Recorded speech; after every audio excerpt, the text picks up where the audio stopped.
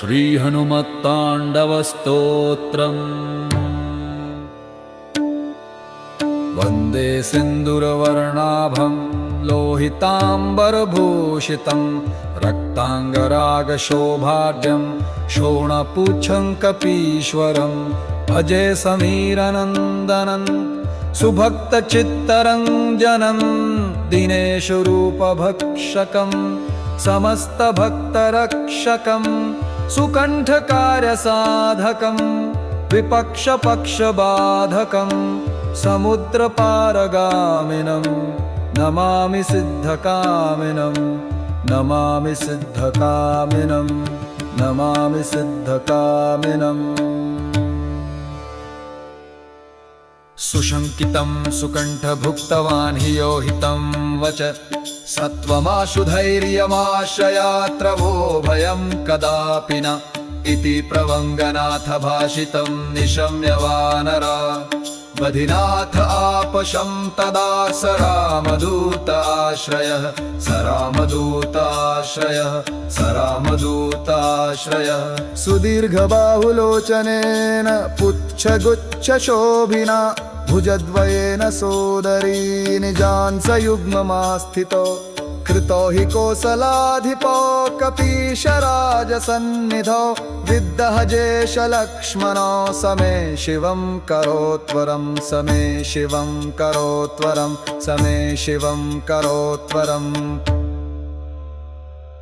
सुशब्दशास्त्रपारगं विलोक्य रामचन्द्रमा कपीशनाथसेवकं समस्तनीतिमार्गगं प्रशस्य लक्ष्मणं प्रति प्रलम्बबाहुभूषितः कपीन्द्रसख्यमाकरोत् स्वकार्यसाधक प्रभुः स्वकार्यसाधक प्रभुः स्वकार्यसाधक प्रभुः प्रचण्डवेगधारिणं नगेन्द्रगर्वहारिणं फणीशमातृगर्वहृदृशास्य वासनाशकृत् विभीषणेन सकृकृद्विदेहजातितापहृत् सुकण्ठकार्यसाधकं नमामि यातु धत्तकं नमामि यातु धत्तकं नमामि यातु धत्तकम् नमामि पुष्पमौलिनं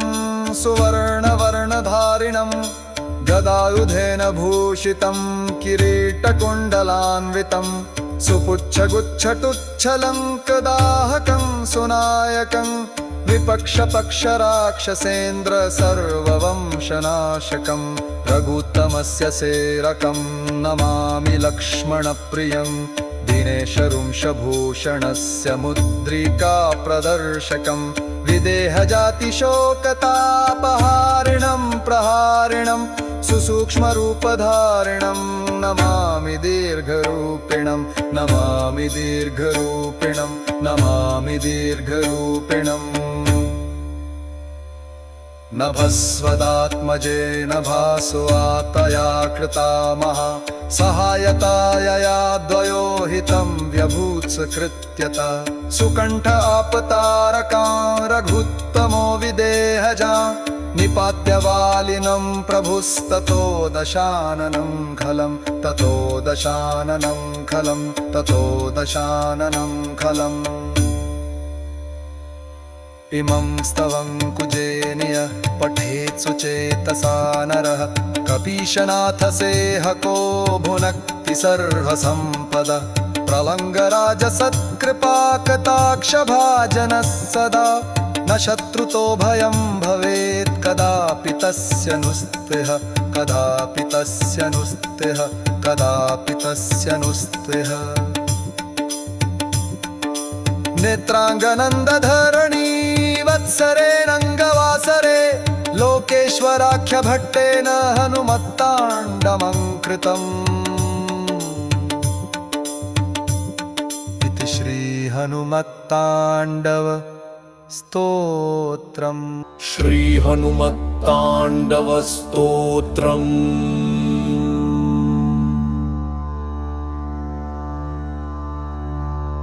वन्दे सिन्दूरवर्णाभं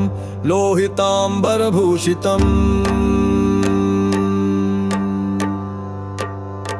रक्ताङ्गरागशोभाढ्यं शोणपुच्छं कपीश्वरम् भजे समीरनन्दनं सुभक्तचित्तरञ्जनं दिनेशरूपभाक्षकं समस्तभक्तरक्षकं सुकण्ठकार्यसाधकं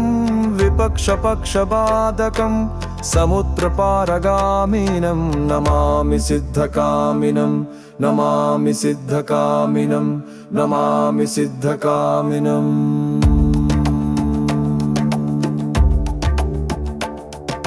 सुशङ्कितं सुकण्ठभुक्तवान् नियोहितं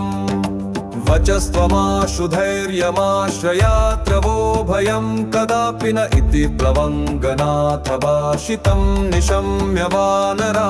वर्धिनाथ आपशं तदा स रामदूत आश्रय स रामदूत आश्रय स रामदूत आश्रय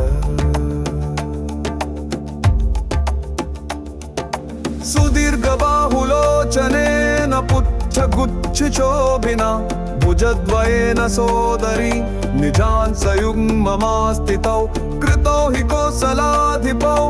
कपीशराजसन्निधौ विदहजेशलक्ष्मणौ समे शिवं करोत्वरं समे शिवं करोत्वरं समे शिवं करोत्वरम् सुशब्दशास्त्रपारगं विलोक्य रामचन्द्रमा कपीशनाथसेवकं समस्तनीतिमार्गगं प्रशस्य लक्ष्मणं प्रति प्रलम्बबाहुभूषितः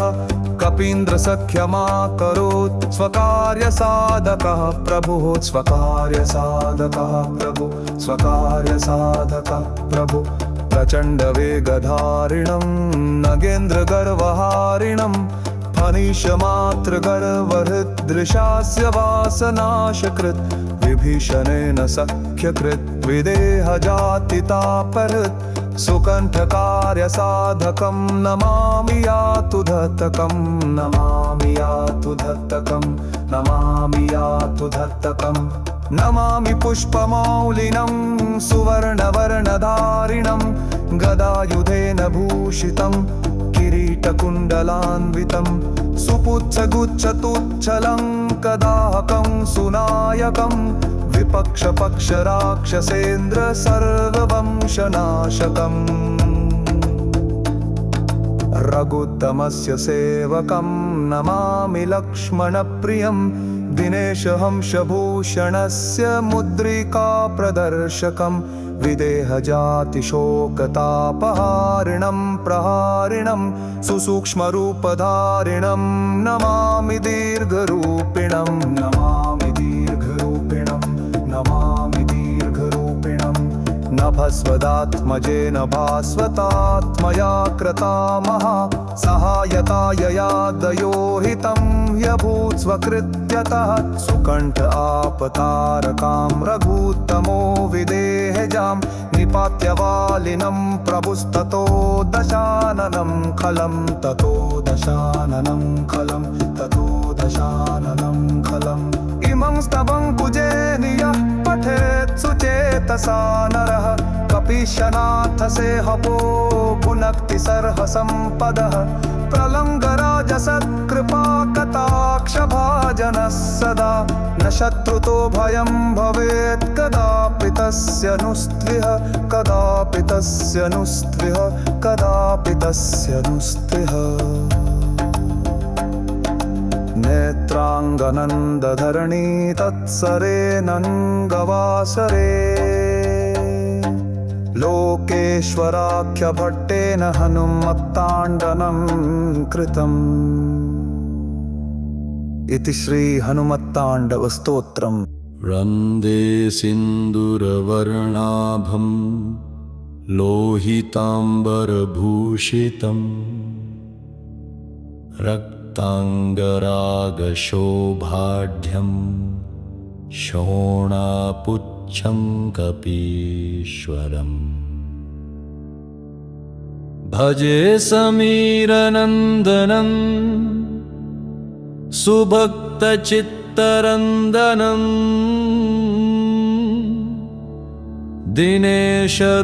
दिनेशरूपभक्षकं समस्तभक्तरक्षकम् सुकण्ठकार्यसाधकं विपक्षपक्षबाधकं समुद्रपारगामिनं नमामि सिद्धकामिनं नमामि सिद्धकामिनं नमामि सिद्धकामिनम् सुशङ्कितं सुकण्ठभुक्तवान् हि यो हितं वच स्त्वमाशु धैर्यमाश्रयात्र वो भयं कदापि न इति प्लवङ्गनाथ भाषितं निशम्य वानरा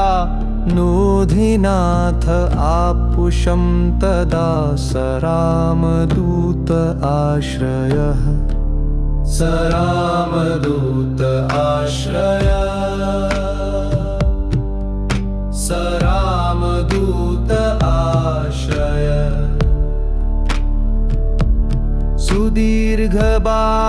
सुदीर्घबाहुलोचनेन पुच्छद्गुच्छशोभिना भुजद्वयेन सोदरी निजांसयुग्ममास्थितौ कृतो हि कोसलाधिपौ कपीशराजसन्निधौ विदहजेशलक्ष्मणो समे शिवं करोत्वरम् समे शिवं करोत्वरम् समे शिवं करोत्वरम् सुशब्दशास्त्रपारगं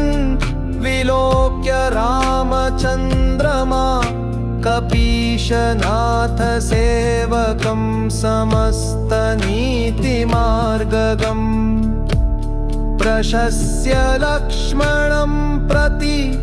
प्रलम्बबाहुभूषितः कपीन्द्रसख्यमाकरोत् स्वकार्यसाधक प्रभु स्वकार्यसाधक प्रभुः स्वकार्यसाधक प्रभुः प्रचण्डेगधारिणं नगेन्द्रगर्वहारिणं फणीशमातृगर्वहृत्तृशास्य वासनाशकृत् विभीषणेन सख्यकृद्विदेहजातितापहृत् सुकण्ठकार्यसाधकं नमामि यातु दत्तकं नमामि यातु दत्तकम् नमामि यातु दत्तकम् नमामि पुष्पमौलिनं सुवर्णवर्णधारिणं गदायुधेन भूषितं किरीटकुण्डलान्वितं सुपुच्छगुच्छतुच्छलङ्कदाहकं सुनायकं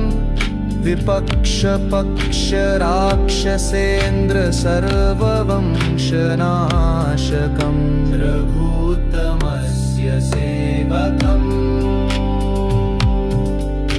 नमामि लक्ष्मणाप्रियम्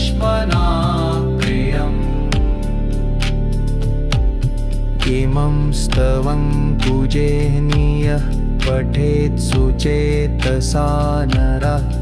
कपीशनाथ सेवको भुनक्ति सर्वसम्पदः प्रभङ्गराज राज सत्कृपाकटाक्ष भाजनः सदा न शत्रुतो भयं भवेत् कदापि तस्य नुस्त्वेहं कदापि तस्य नुस्त्वेहम् कदापि तस्य नोस्तेहम् नेत्राङ्गनन्दहरणि वत्सरे नङ्गवासरे लोकेश्वराख्यभट्टेन हनुमत्ताण्डनं कृतम् इति श्रीहनुमत्ताण्डव स्तोत्रम्।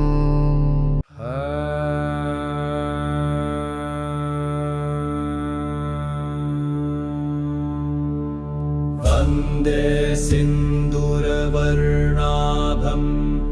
लोहिताम्बरभूषितं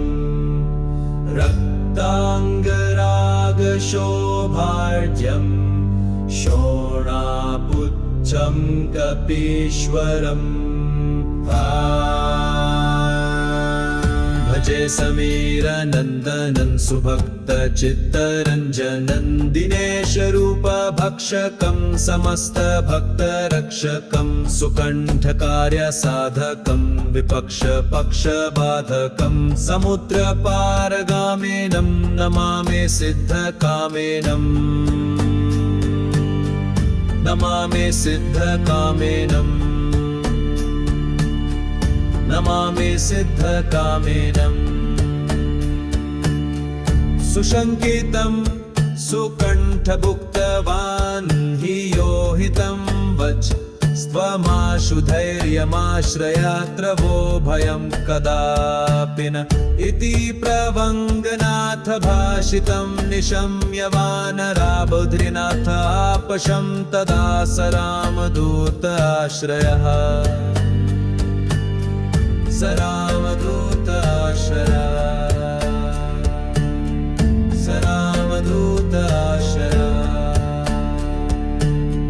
सुदीर्घबाहुलोचनेन पुच्छगुच्छशोभिना भुजद्वयेन सोदरी निजांसयुग्ममास्थितौ कृतौ हि कोसलाधिपौ कपीशराजसन्निधौ विदहजेशलक्ष्मणौ समे शिवं करोत्वरम्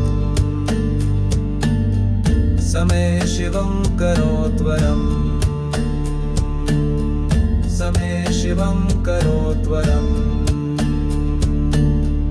सुशब्दशास्त्रपारगं विलोक्य रामचन्द्रमा कपीशनाथ सेवकं समस्तनीतिमार्गगं प्रशस्य लक्ष्मणं लभे प्रलम्ब बाहुभूषिता कपीन्द्रसख्यमाकरोत् स्वकार्यसाधक प्रभु स्वकार्यसाधक प्रभु स्वकार्यसाधक प्रभु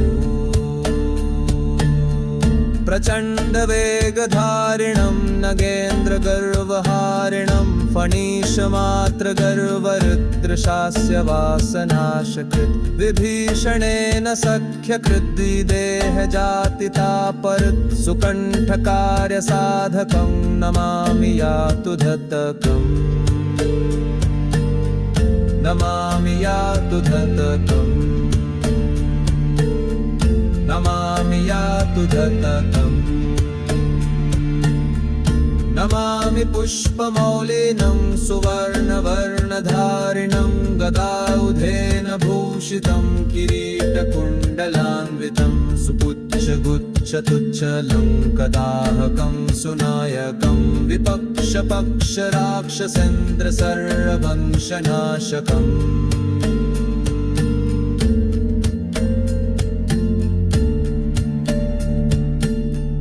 रघुत्तमस्य सेवकं नमामि लक्ष्मणप्रियं दिनेशवंशभूषणस्य मुद्रिकाप्रदर्शकं विदेहजातिशोकतापहारिणं प्रहारिणं सुसूक्ष्मरूपधारिणं नमामि दीर्घरूपेणं नमामि दीर्घरूपेण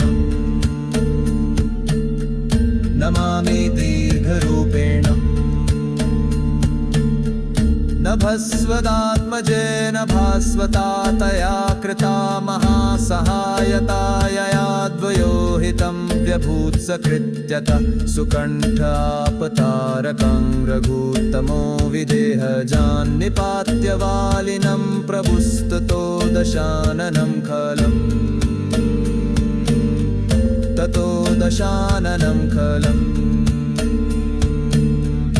इमं स्तवं कुजेनीयः पठेत् सुचेतसा नरः कपीशनाथ सेवको भुनक्ति सर्वसम्पदः प्रपङ्गराजसत्कृपा कटाक्षभाजनः सदा न शत्रुतो भयं भवेत् कदापि तस्य नुस्तः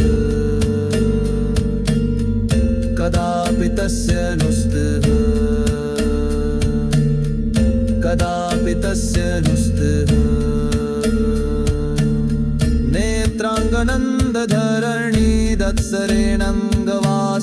लोकेश्वराख्यभट्टेन अनुमत्ताणं तदङ्कृतम् इति श्री हनुमत्ताण्डव स्तोत्रम् हनुमत्ताण्डवस्तोत्रम् वन्दे सिन्दूरवर्णाभं लोहिताम्बरभूषितं रक्ताङ्गरागशोभाढ्यं शोणापुच्छं कपीश्वरम् भजे समीरनन्दनं सुभक्तचित्तरञ्जनं दिनेशरूपभक्षकं समस्तभक्तरक्षकं सुकण्ठकार्यसाधकं विपक्षपक्षबाधकं समुद्रपारगामिनं नमामि सिद्धकामिनम् नमामि सिद्धकामिनम् नमामि सिद्धकामिनम् सुशङ्कितं सुकण्ठभुक्तवान् हि योहितं वच स्वमाशु धैर्यमाश्रयात्र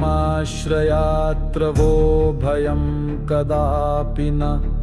इति प्लवङ्गनाथ भाषितं निशम्य वानरा बधिनाथ आपशं तदा स रामदूत आश्रय स रामदूत आश्रय स रामदूत आश्रय सुदीर्घबाहुलोचनेन पुच्छगुच्छशोभिना भुजद्वयेन सोदरी निजांसुयुग्ममास्थितौ कृतो हि कोसलाधिपौ कपीशराजसन्निधौ विदहजेशलक्ष्मणौ समे शिवं करोत्वरं समे शिवं करोत्वरं समे शिवं करोत्वरम् सुशब्दशास्त्रपारगं विलोक्य रामचन्द्रमा कपीशनाथ सेवकं समस्तनीतिमार्गगं प्रशस्य लक्ष्मणं प्रति प्रलम्बबाहुभूषित कपीन्द्रसख्यमाकरोत् स्वकार्यसाधकः प्रभु स्वकार्यसाधकः प्रभु स्वकार्यसाधकः प्रभु प्रचण्डवेगधारिणं नगेन्द्रगर्वहारिणं फणीशमात्रगर्वहृद्दृशास्य वासनाशकृत् विभीषणेन सख्यकृत् विदेहजातितापहृत् सुकण्ठकार्यसाधकं नमामि यातु दत्तकम् नमामि यातु दत्तकम् नमामि यातु दत्तकम् नमामि पुष्पमौलिनं सुवर्णवर्णधारिणं गदायुधेन भूषितं किरीटकुण्डलान्वितं सुपुच्छगुच्छतुच्छलं कदाहकं सुनायकं विपक्षपक्षराक्षसेन्द्र सर्ववंशनाशकम् रघुत्तमस्य सेवकं नमामि लक्ष्मणप्रियम् दिनेशभूषभूषणस्य मुद्रिका प्रदर्शकम् विदेहजातिशोकतापहारिणं प्रहारिणं सुसूक्ष्मरूपधारिणं नमामि दीर्घरूपिणम्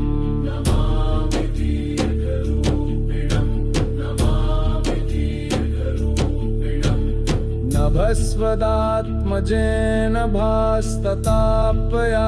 कृता महा सहायतायया द्वयोर्हितं यभूत्सकृत्यतः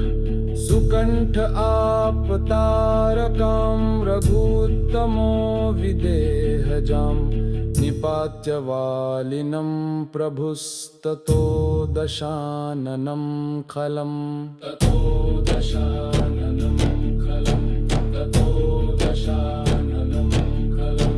इमं स्तवं कुजेह्नियः पठेत् सुचेतसा नरः कपीशनाथसे गपो भुनक्ति सम्पदः प्रलङ्गराजसत्कृपाकटाक्षभाजनः सदा न शत्रुतो भयं भवेत् कदापि तस्य नुस्पृह कदापि तस्य नुस्पृह कदापि तस्य नुस्पृह नेत्राङ्गनन्दधरणी वत्सरे अनङ्गवासरे लोकेश्वराख्य भट्टेन हनुमत्ताण्डवङ्कृतम् इति श्री हनुमत्ताण्डवस्तोत्रम्।